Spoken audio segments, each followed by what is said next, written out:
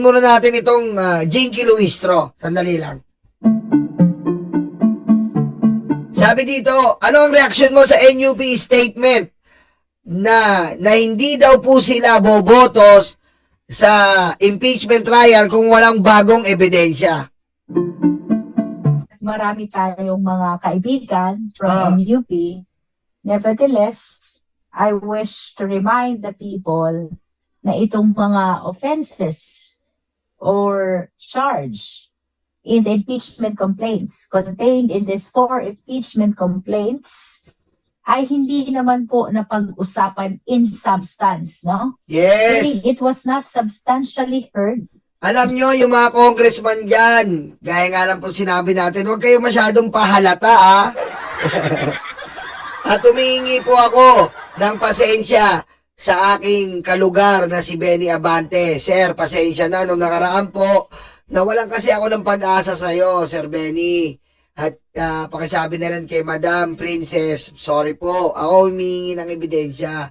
Alam niyo naman ako, ayoko talaga na hindi matuloy ito dahil kawawa po tayo. Oo, inaamin ko, binanatan ko po si Congressman Abante nakaraan dahil parang nawawalan siya ng pag-asa. Kasi pangit yun eh. Isa kang ulo ng Quadcom tas mawawalan ka ng pag-asa. Pero bumawi naman si Kong Benny at siya nag-endorse ng 4th impeachment. Palakpakan nyo naman, Kong Benny, yung pogi-pogi niyan.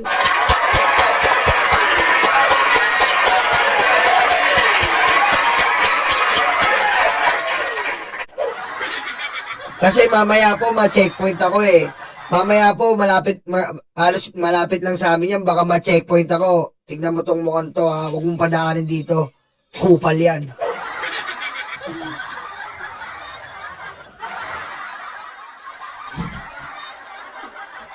Oh. Kaya, Kong Benny, pasensya ka na. Medyo naging emotional lang ako kasi alam ko pag nandiyan na, hindi ka na, pasensya na overestimate kita. During the first impeachment complaint, considering that there was a petition in the Supreme Court. Tandaan po natin, gusto ko palang idugtong. Nung nakaraan po, hindi natin nakita yung sufficient huwag na natin pag-usapan yung sufficient in form. Dahil alam naman natin, napakadali lang yan. Yung sufficient in substance po, sustansya. Kaya hindi po natalakay ito nakaraan dahil nag-1/3 nga po at dapat tinalakay ito saan? Sa Senate. Ngayon dito po tatalakayin na sa Kongreso itong commission, sufficient in substance. Ngayon yung mga congressman dyan na ngayon pa lamang po ay nagsasalita na hindi sila ano sa impeachment, mahiya naman kayo sa kapal ng mukha nyo. Aray ko. Mahiya naman po kayo sa kapal ng gigipalpal ng mukha nyo. Ha? Hindi kayo para sa taong bayan, mahihiya kayo. Wala pa po tayong pinapakita. Ano kayo, Manatis Escudero? Ha? Ano kayo, mga DDS Black, Dutae Black sa Senado? Inaharang nyo na kagad. Diba? Wala akong pakialam kung ano kayo. Kahit NUP po kayo, wala akong pakialam. Ang pakialam natin dito ay ang ating taong bayan katotohanan. Meron tayong nakawan sa flood control. Yes. Siyempre, meron din tayo nakawan sa Vice Presidente. Yes. Lahat ng nakawan, sumpuin. Hindi yung gusto nyo, puro tayo flood control habang buhay. Aray ko.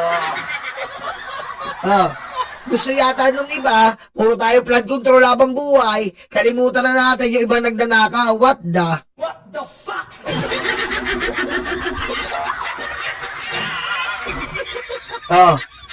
Diretso.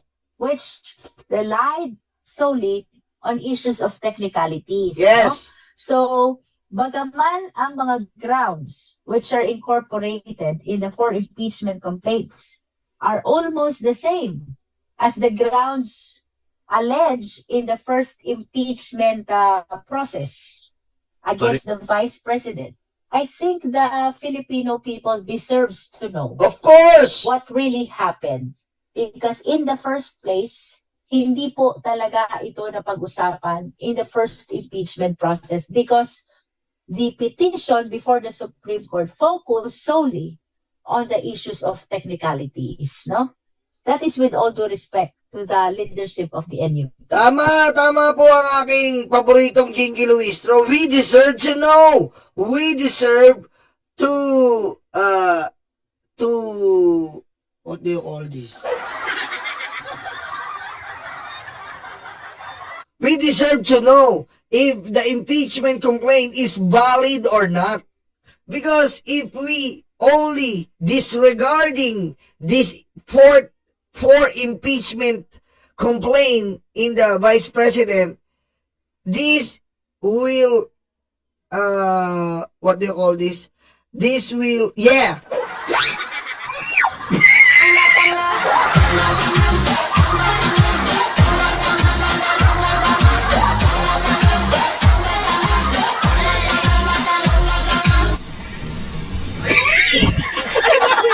Kaya lang, lobat yung international language ko, charge ko lang.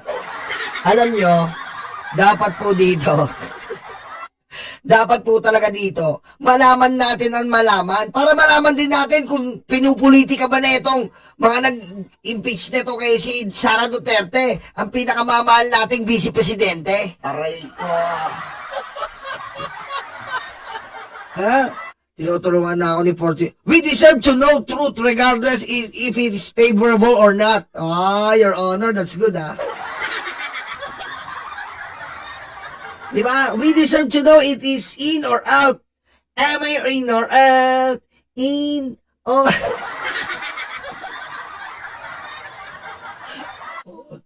Diba? Kaya kailangan po natin malaman to. Nalaman natin sa flood control, nakita natin. Malaman din natin na talagang magdanakaw si Sara. Ito po ang tanong. Kung ang NUP daw po ay yung NUP po ba na pag-atras ay makakaapekto sa impeachment complaint ni Sara? Ano sagot? Evaluated perhaps by the leadership, no? Kung anong magiging stand ng NUP vis-a-vis the leadership, no? Nevertheless, for us in the Justice Committee, we do appreciate this impeachment process as a constitutional... Nainis ako dito sa NUP. Knock-knock muna tayo. Knock-knock!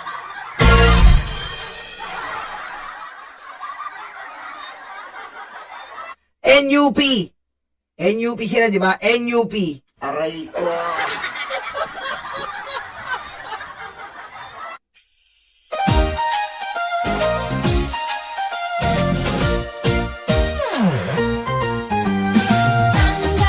Okay, NUP, oh. Can't you see NUP kumakampi sa Duterte?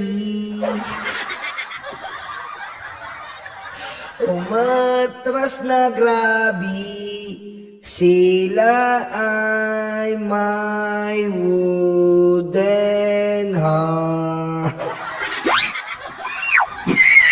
Pagayin mo si BBM. No joke.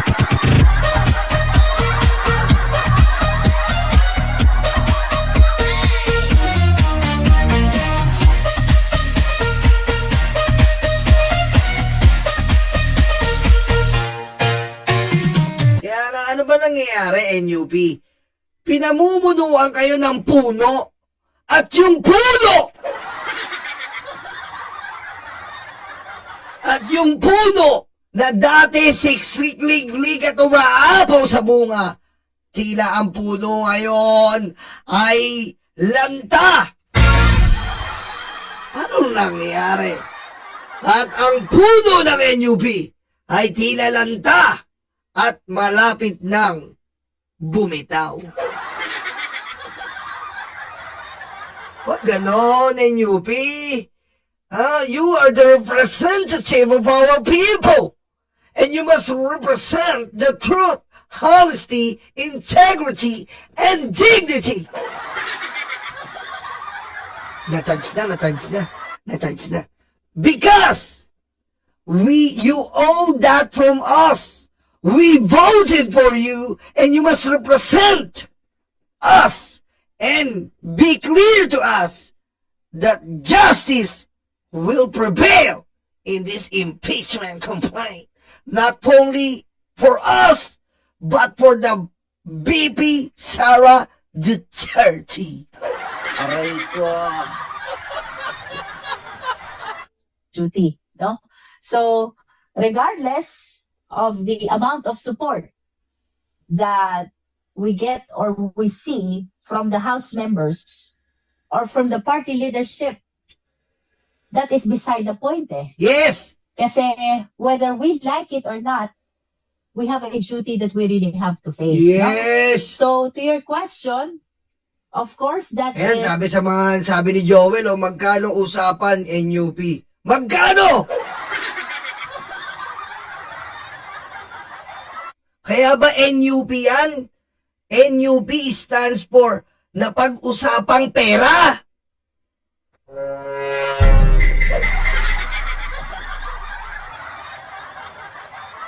NUP, napag-usapang pera?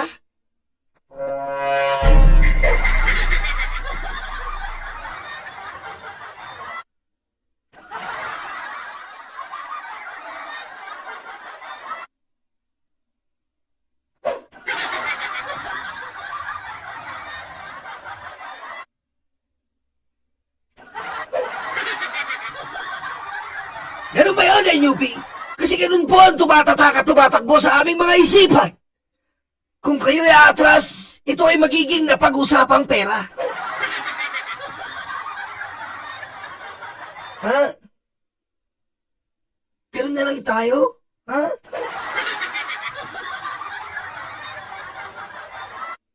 Huwag ganun, NUP. Kailangan namin kayo. Kailangan kayo ng taong bayan. Hindi para kampihan kami. Hindi para kampihan si Duterte. Kampihan ang katotohanan. Diba? Kampihan ang katotohanan. Pero kung ganyan pa lang, wala pang Thank you ha. Thank you, Portion. Wala pang lumalabas na impidensya, pero nag-NUP to kayo, napag-usapang pera. Abay, ganun ang isipin namin. Ha? Ba? Ganun ang iisipin namin. Kasi, kung kakampi kayo sa amin, sa katotohanan, napag-usapang pangkatotohanan. Oh!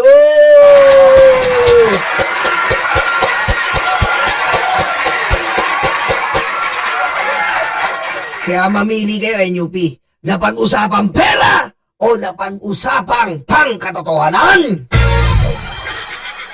Dahil dito, serbisyo sa to lang. Walang kinakampihan, walang kapakapatid, walang kapag-kamag-anak. Serbisyong totoo lang. Team totoo. Titi.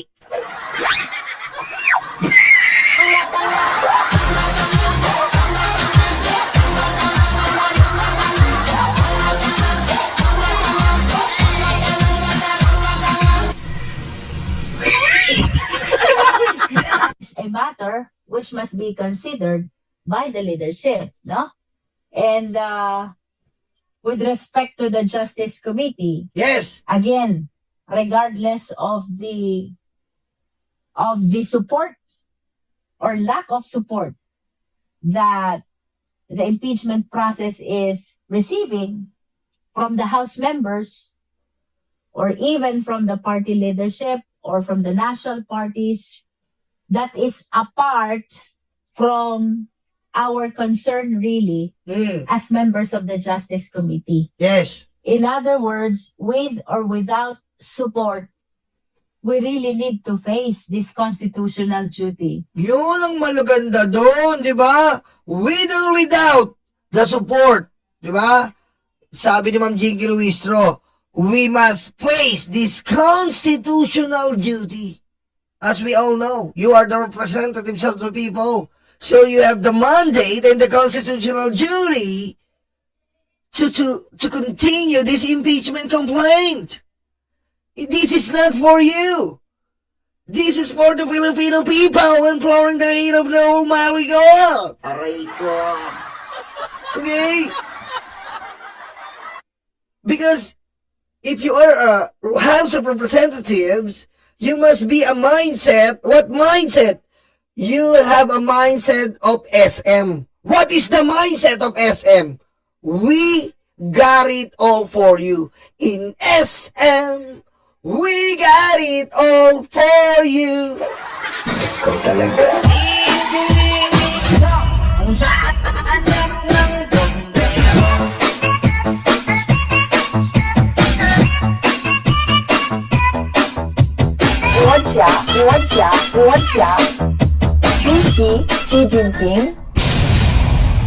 To move forward with this impeachment process. Considering that NUP is one of the biggest parties, no? Mm. Siguro it's fair to say na somehow it will affect the standing of the House members, no? But of course, we have to consider as well, wala pa naman pong nangyayaring deliberation before the Justice Committee. Yun nga po nakakapagtaka eh. Doon po tayo nagtataka. Nakakapagtaka, nakakatang... Kaya na magtuloy. Diba? Nakakatang ina.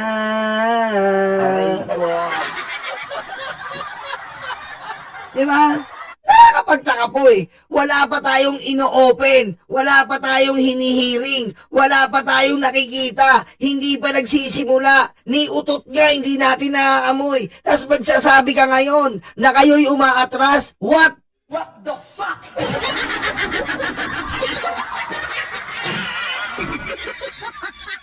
Diba? Tama si Ma'am Jinky. Diretso, Ma'am Jinky. Wala pa tayong naririnig na argument Yes. from the endorsers of the Yes. impeachment complaint. Yes. Wala pa rin tayong nakikitang evidence Yes. which are being presented, and I am positive that whatever will happen in the Justice Committee Oh. will bring a lot of change with regards to the judgment and position of the House members and even the Filipino people Yes. with respect to these impeachment complaints against the Vice President.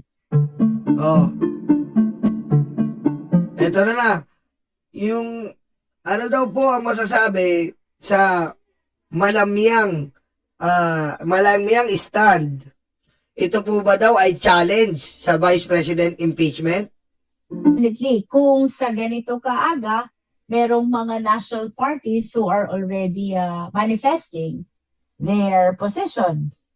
Similar to that. Pero dyan po kasi sa lakas, ang lakas po ang pinakamarami dyan. Ang lakas. Pangalawa lang po ang NUP. Ang lakas. So, kahit bumitaw ang NUP, kailangan makuha natin ang mga independent o yung mga not decided. Doon tayo babawi sa mga not decided. Kasi pagbobotohan po yan sa plenaryo, pagbobotohan po, pagtapos natin sa committee, sufficient in form, sufficient in substance, babalik yan sa plenaryo. Pagbobotohan yan kung itutuloy ba. Pagbobotohan po yan kung itutuloy. And ako naman, nananalig ako na itutuloy yan. Kasi, makikita natin yan. Hindi po yan katulad nung sinasabi na, si BBM nakakuha ng 100 billion. Hinahanapan sila ng patunay. Ngayon, yan, pag sinabi mo na, doon pa lang sa sufficient in substance pa lang, mapapatunayan nyo ba na si Sara Duterte mag-hire ng assassin? O, di mabilis, play lang yung video. Yung po ang kaibahan nun. Hindi po katulad nung sa sufficient in substance si BBM, mapapatunayan mo ba si BBM may 100 billion? Opo, sa text lang. O, hindi sufficient. Pero, dito po kay Sara, mapapatunayan ba na si Sara mag-hire ng assassin? Ipa-play lang yung video, Your Honor. And the video is the evidence against her. Because we can see, we can saw, we can speculate immediately. Because the video itself, you can saw that Sara Duterte will hire. Okay? Yun po ang kaibahan nun. Kung ipilit man ng iba na mapapatunayan nyo ba yan, magpe-play lang ng video. Mapapatunayan mo ba ito? Tukunin nila yung Commission on Audit. Mapapatunayan ba to? Kukunin nila yung records ni Angara. Basic. Magaling itong mag-English eh. Yan yung gusto kong sabihin eh. Flawlessly. Diba?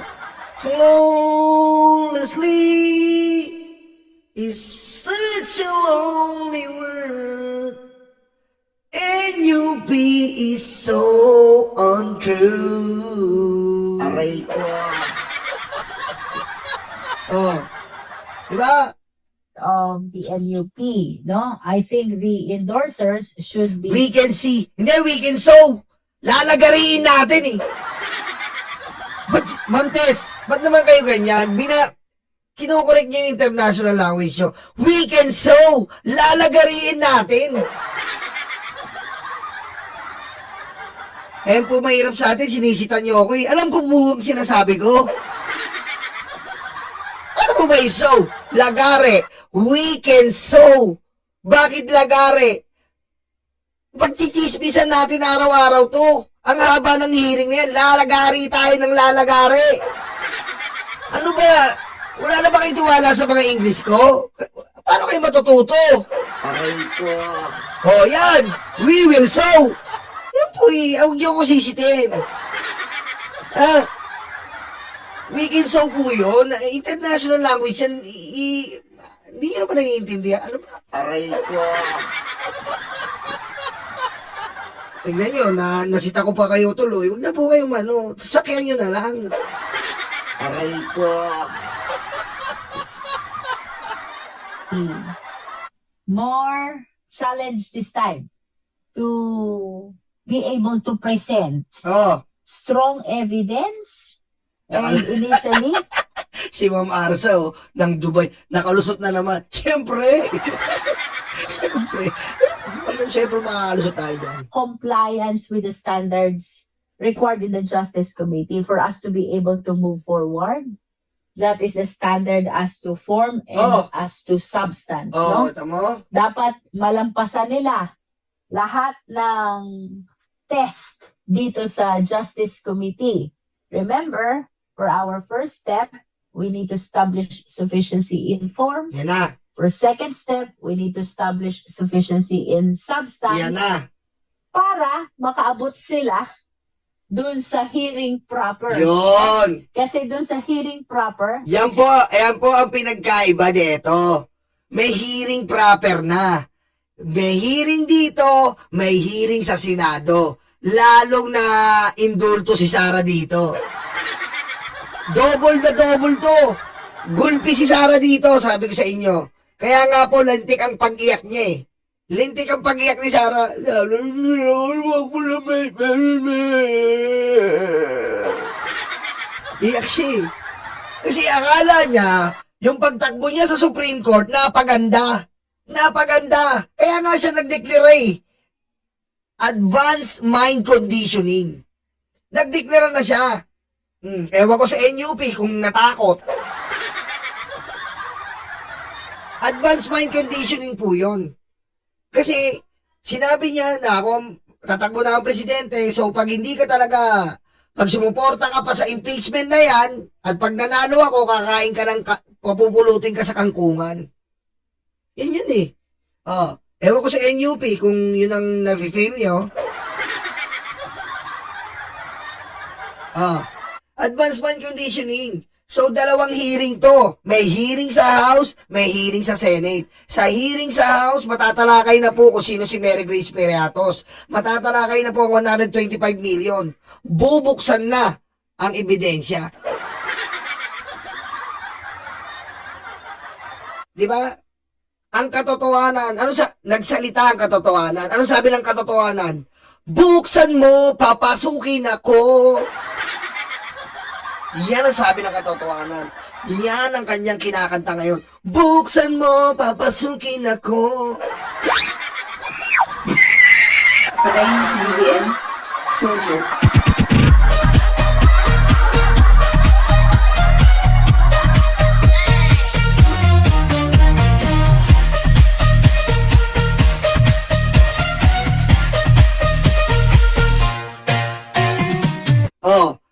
Yan ang sinasabi ko sa inyo. Galingan nyo na lang, oh. Diretso pa natin. To step 4, at least they will be given the chance to present really their evidence. Kita mo, yan na. Step 4 po, presentahan na ng ebidensya ng dalawang panig. Si Sara at yung ang nag-impeachment complainant. Dito na sa Kongreso.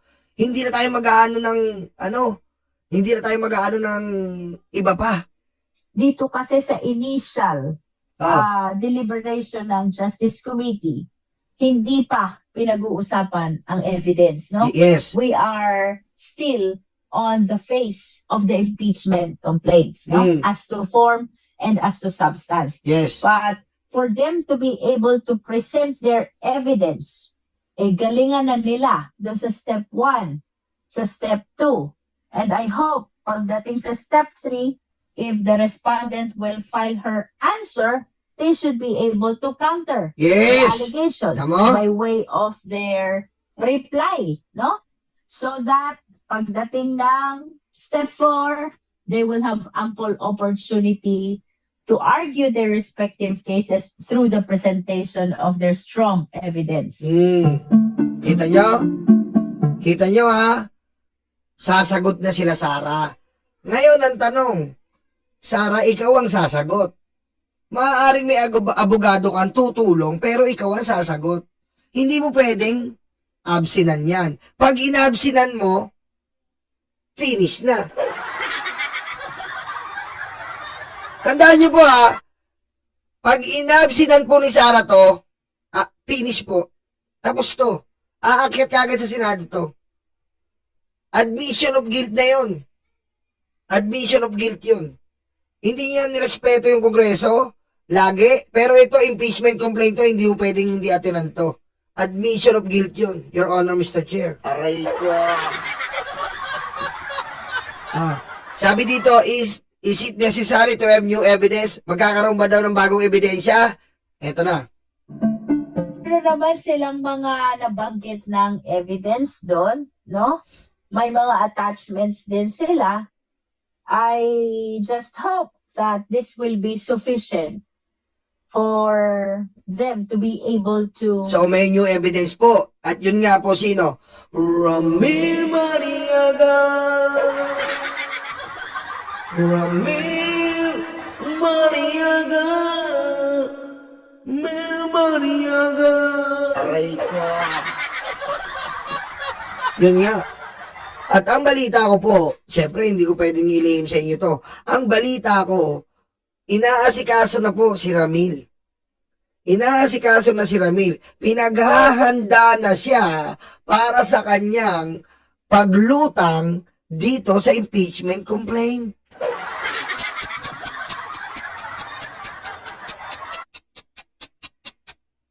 Pinaghahanda na po. Sabi kay Ramil, magbihis ka na, maligo ka, mag-ahit ka. At ang tahimik po ni Ombudsman. Hindi ko pala pwede sabihin. Aray ko.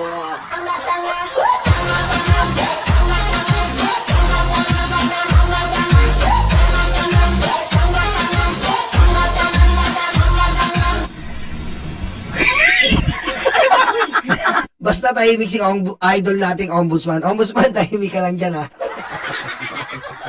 Hindi pala pwede sabihin. Hindi pwede sabihin. Basta tahimik ang Ombudsman. Gugulatin tayo yan.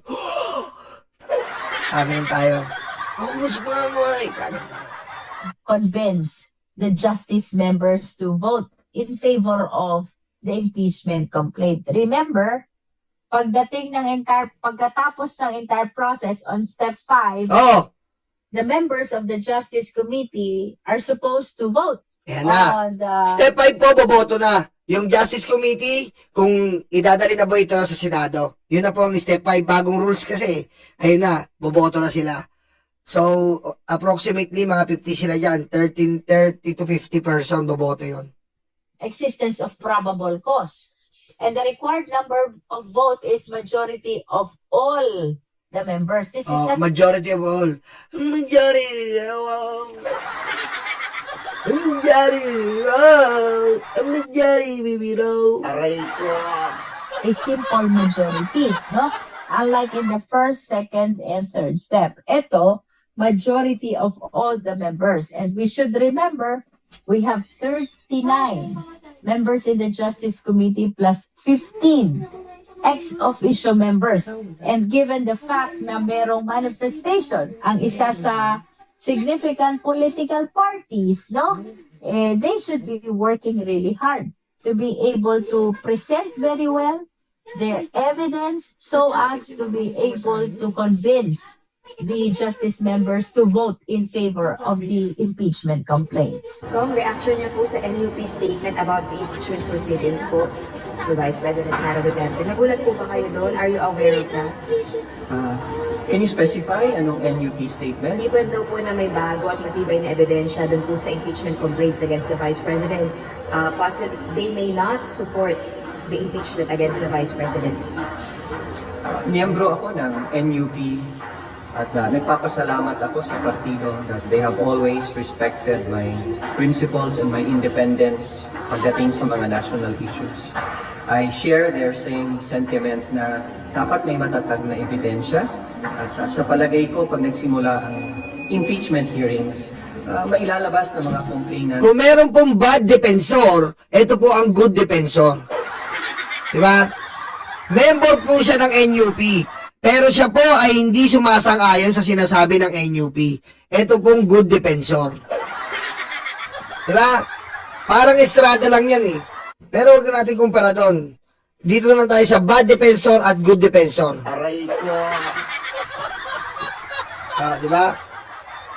At mga endorsers at ebidensyang naging basihan nitong 4 na impeachment complaints.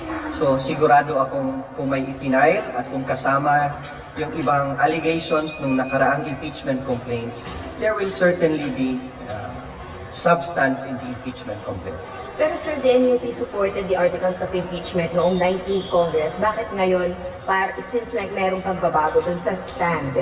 Kasi ang hinahanap nila bagong accusation. New and material evidence. The evidence last time, matatag yun. And saying na may kinausap kang taong handang pumatay sa presidente, kahit Patay. anong taon, it will always be an impeachable offense. Yun ang sinasabi po natin.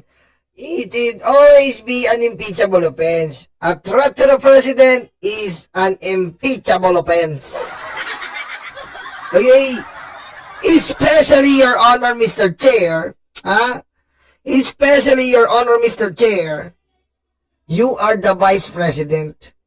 You will be the one will have the benefit if in case the president is killed. Aray ko. Diba?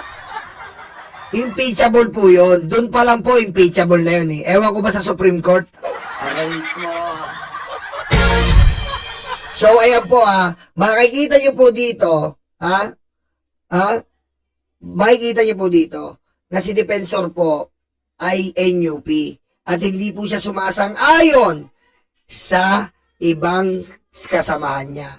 At yan po ang maiwagang tanong. Anong nangyayari sa NUP?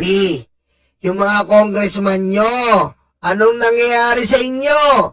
Kung ang isang congressman nyo hindi sumasang-ayon, hindi daw siya po na-consult. Ano yan? Ano talaga ang NUP? Sa tingin nyo, ano ang NUP para sa inyo? Type nyo nga sa comment section.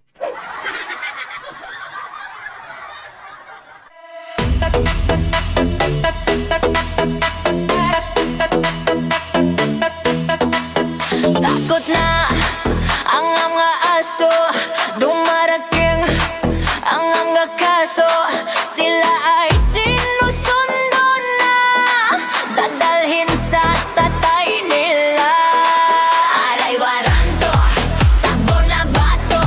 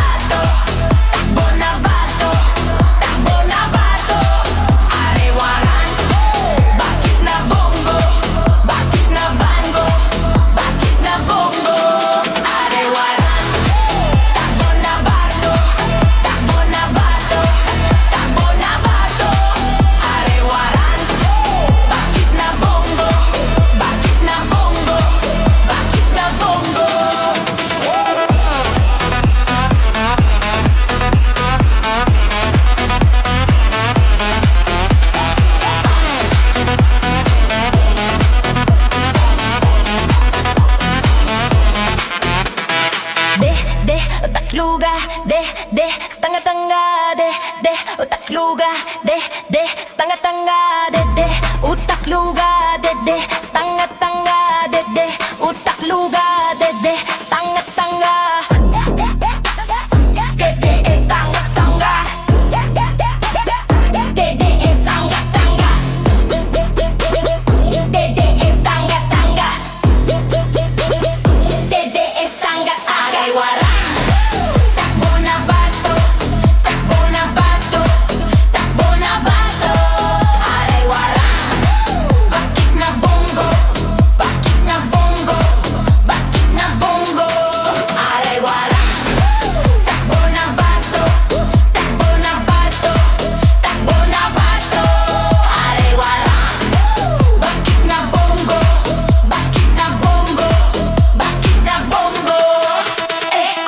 Betlog, tatay yung karton, kuduro yung betlog, tatay yung karton, kuduro yung betlog, tatay yung karton, kuduro yung betlog, tatay yung karton,